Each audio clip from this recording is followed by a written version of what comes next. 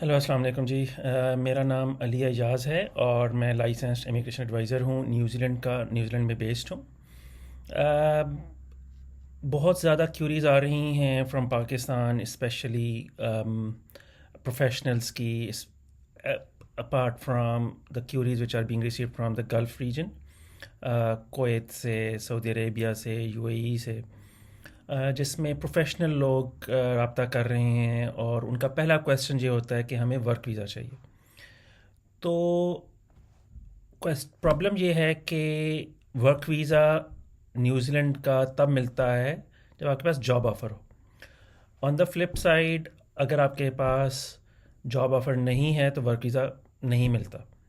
या आपके पास work visa हो तो जॉब मिलती है, या जॉब मिल हो तो तब वर्क वीज़ा मिलता है। इसको वियर्ड 22 सर्कल कहते हैं, वियर्ड 22 साइकिल भी कहते हैं। तो इस तरह के एक इशू में बहुत से लोग फंस जाते हैं बाहर के मुल्कों में जब होते हैं, न्यूजीलैंड से बाहर। तो उनको ये बताना चाहिए, उनको ये इन्फॉर्म करने के लिए ये वीडियो बनाई जा रही है कि न्यूजीलैंड में अगर किसी एम्प्लॉयर ने आपको हायर करना है, रिक्रूट करना है, तो ही और she will have to first prove to immigration New Zealand that there are no New Zealanders available and suitable to do that particular job. उसके लिए एक प्रोसेस है। सबसे पहले वो अक्रेडिटेशन करवाएगा। अक्रेडिटेशन में इमिग्रेशन न्यूजीलैंड चेक करेगा कि इसके एम्प्लॉयमेंट लॉज की कंप्लायंस पूरी है या नहीं है। कोई ऐसे स्पॉन्सर्स या ओनर्स तो नहीं है इस कंपनी में जो कि स्टैंड डाउन पीरियड पर हों, जिन्होंने पहले कभी किसी तरह से भी एक्सप्लॉयटेशन की हुई हो किसी माइग्रेंट वर्कर की।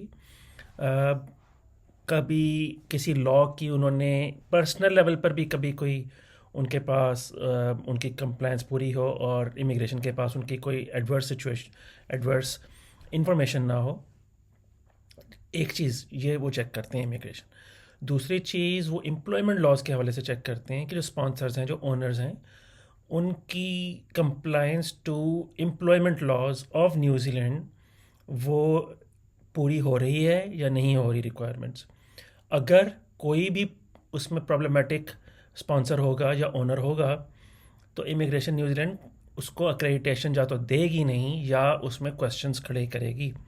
फॉर एग्ज़ाम्पल, अगर एक एम्प्लॉयर फुली कंप्लायंट है with immigration laws and with financially भी वो वायबल है और प्रॉफिटेबल बिजनेस है और एम्प्लॉयमेंट लॉ से भी कंप्लायंट है, उसकी एक हिस्ट्री है, तो इमिग्रेशन न्यूजीलैंड उसकी एक्रेडिटेशन की एप्लीकेशन अप्रूव कर देगी। जब एक्रेडिटेशन एप्लीकेशन अप्रूव होती है, फर्स्ट टाइम जब अप्रूव होती है तो 1 ईयर के लिए होती है। नेक्स्ट टाइम जब वो अप्लाई होगी तो 2 ईयर्स के लिए एक्रेडिटेशन एप्लीकेशन अप्रूव होगी, जब पहले साल के एंड पे जब दोबारा अप्लाई करेंगे, जब रिन्यू करेंगे। एक चीज़। दूसरी चीज़, एक्रेडिटेशन जब ले ली कंपनी ने, अब उसने जॉब चेक करना है। अब डिपेंड करता है कि जो ऑक्यूपेशन, जो रोल ऑफ़र किया जा रहा है, क्या वो ग्रीन लिस्ट पर है या नहीं है। अगर तो वो रोल ग्रीन लिस्ट पर है तो फिर उस पर एडवर्टाइजमेंट की रिक्वायरमेंट नहीं है, बट जॉब चेक फिर भी होगा।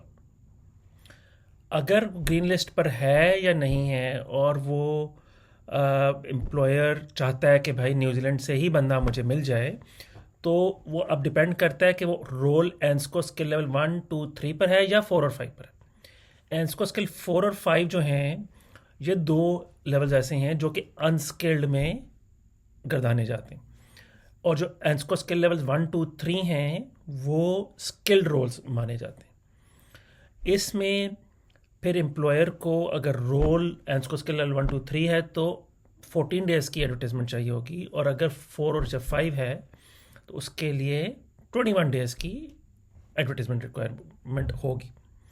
प्लस वर्क एंड इनकम, जो इधर का एक इदारा है जो जिसके पास डेटाबेसेस हैं न्यूजीलैंडर्स के, जो अवेलेबल हैं, जो कि एनरोल्ड हैं, जो कि रजिस्टर्ड हैं with immigration, with with New Zealand government कि हमें जॉब चाहिए, तो वो भी एंगेजमेंट भी that is a part of this whole process of checking whether any New Zealander is available and suitable to do a job और नॉट।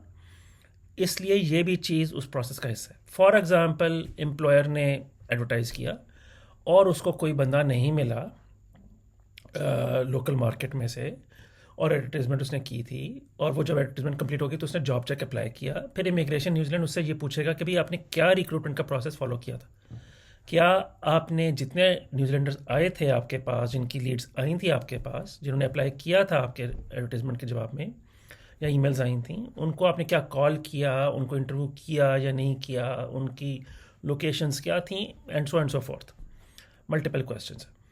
वो जब हो गया तो फिर जॉब चेक, अगर इमिग्रेशन न्यूजीलैंड सेटिस्फाई हो गई कि हाँ इसमें और कोई रिक्वायरमेंट, कोई न्यूजीलैंडर अवेलेबल नहीं है to do this particular job, in that case job check approve हो जाएगा। जब जॉब चेक अप्रूव हो जाएगा तो वो टोकन अवेलेबल होगा फॉर द माइग्रेंट वर्कर, जो कि जिस तरह आप लोग हैं, जिस तरह बाहर के लोग इधर अप्लाई करना चाह रहे हैं, या इवन जो विजिटर वीज़ा पर भी आए हुए हैं और जॉब ढूंढ रहे हैं, तो उनको भी स्पॉन्सरशिप के लिए वो टोकन अवेलेबल हो जाएगा और फिर वो अप्लाई करेंगे। फिर तो नेक्स्ट स्टेप है वो वर्क वीज़ा एप्लीकेशन का है, जो टोकन के साथ अप्लाई होना। अब उसमें मेजर रिक्वायरमेंट ये है कि अगर आपकी बैचलर्स डिग्री है किसी भी चीज़ में, तो वो आपका किसी भी इसको स्किल लेवल का जो रोल है वो आप उसके लिए सुटेबली क्वालिफाइड है। सुटेबली क्वालिफाइड एक टेक्निकल टर्म है।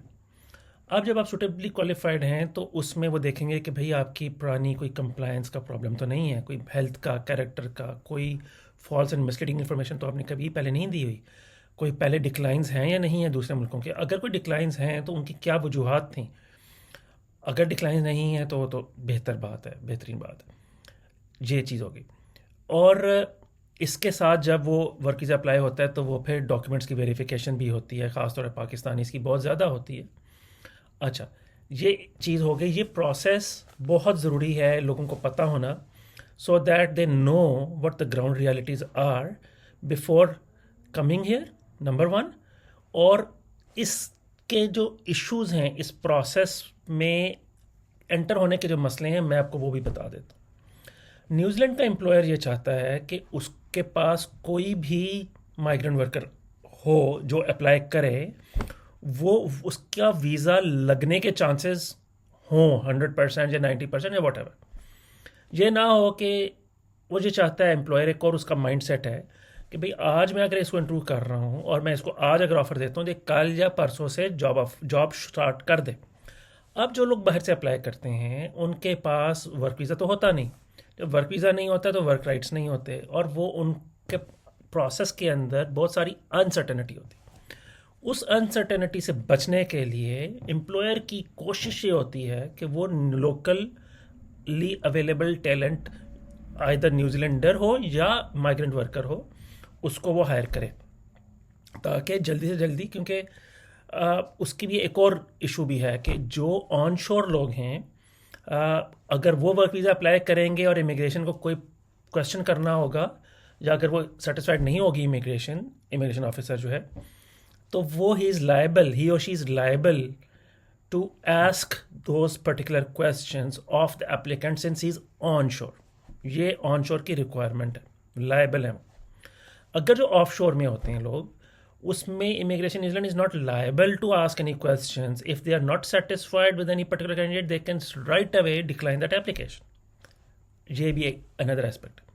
फिर ऐसा भी देखने में आया है कि कई दफ़ा ऐसा होता है कि लोग जो मेरा बहुत एरिया ऑफ कंसर्न है, ख़ास तौर पे हमारे रीजन के लोगों से, कि जो पैसे पे करके इधर आते हैं, जो एम्प्लॉयर आज के दिन में आपको जॉब ऑफ़र पैसे देकर या थर्ड पार्टी के थ्रू, दरमियान में मिडिल मैन के थ्रू आपको जॉब ऑफ़र दे सकता है, वो कल को आपके साथ गड़बड़ भी कर सकता है, आपके साथ आपको प्रॉब्लम्स भी क्रिएट कर सकता है, और एक्सप्लॉयटेशन भी कर सकता है आपकी।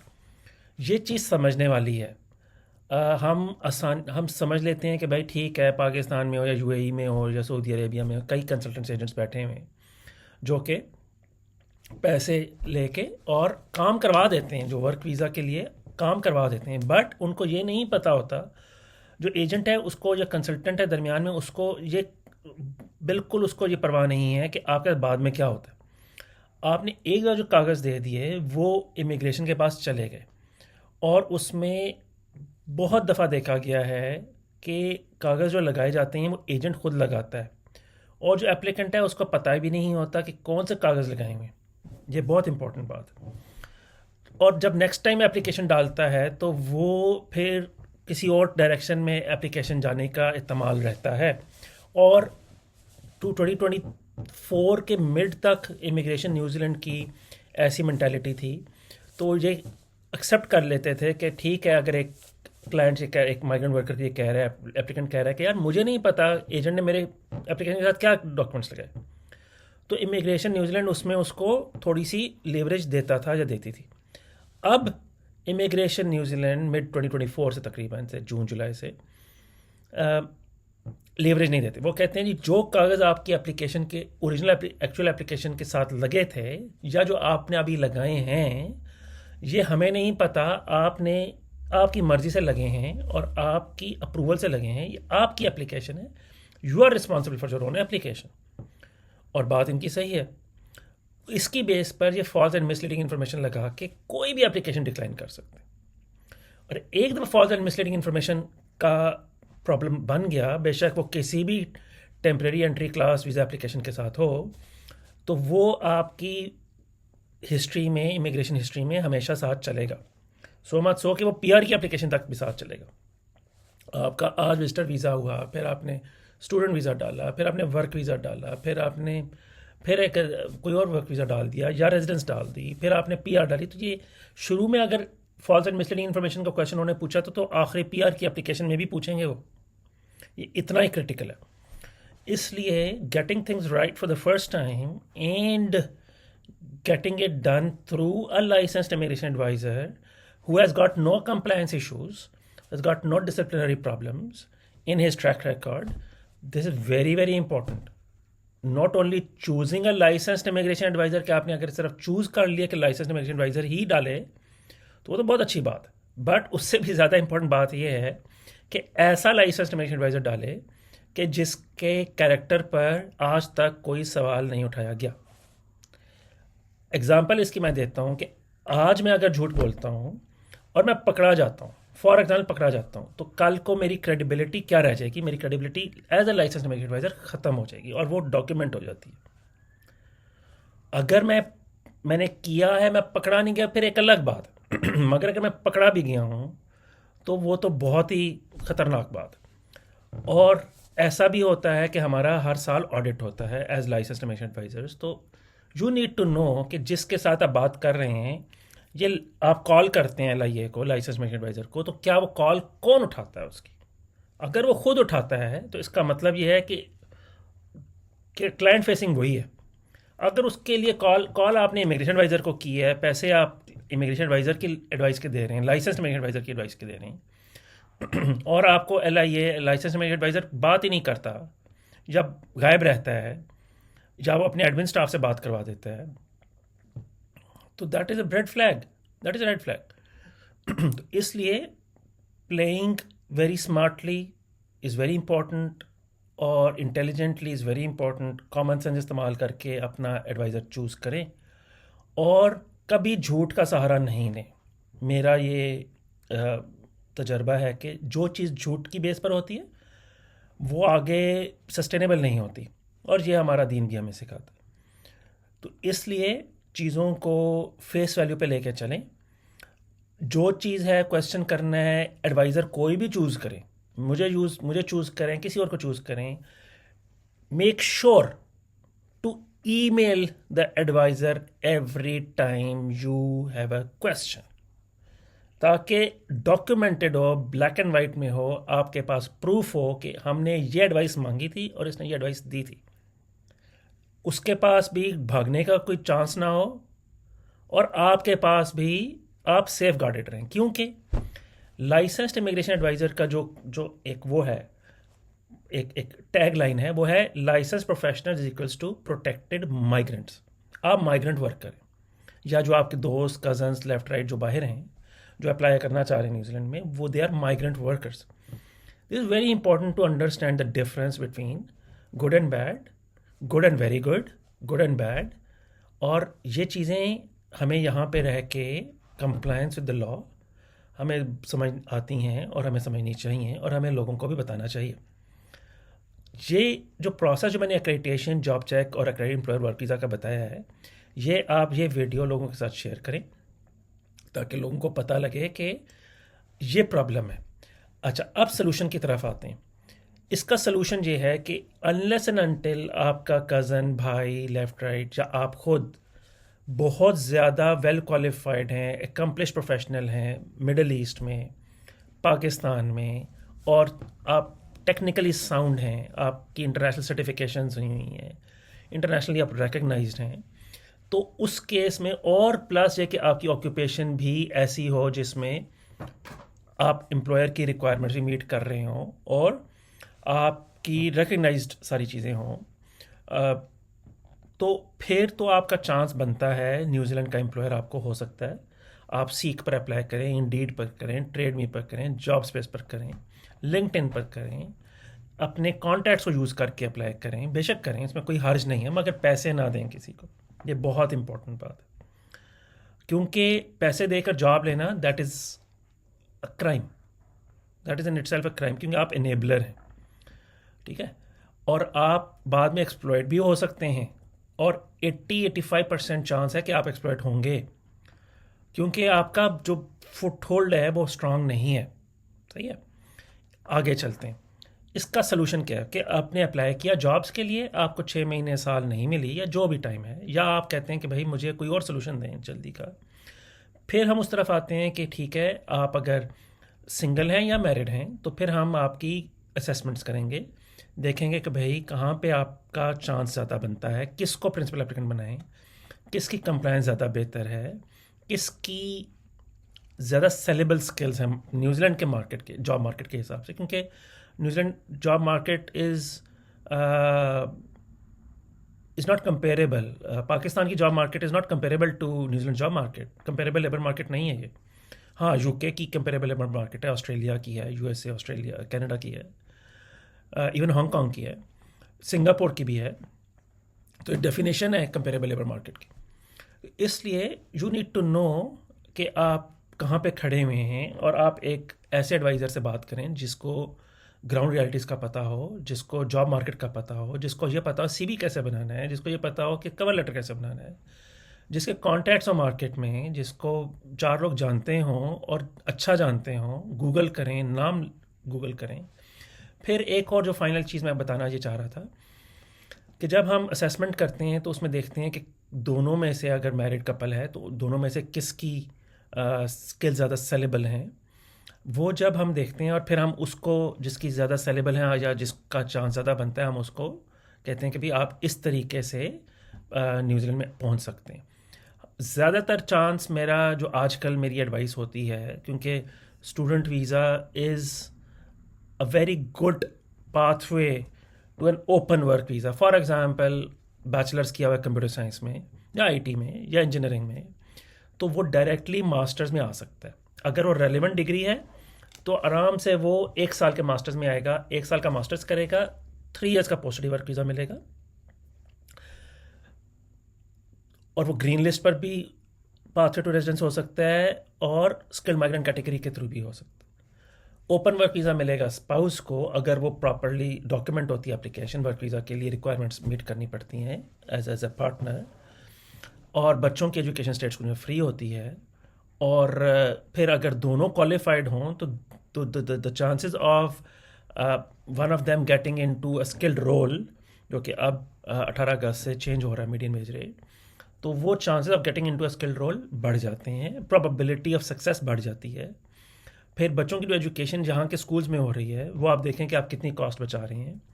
और स्पाउस को भी पहला साल ओपन वर्क वीज़ा मिलेगा, फिर 3 ईयर्स को भी ओपन वर्क वीज़ा मिलेगा जब आप पोस्ट स्टडी वर्क वीज़ा पे जाएंगे। तो it is very important to get it right for the first time. और अगर कोई डिक्लाइन आता है तो आप हमसे रब्ता कर सकते हैं। अगर फर्स्ट टाइम अप्लाई करना है तो तब भी आप हमसे रब्ता कर सकते हैं।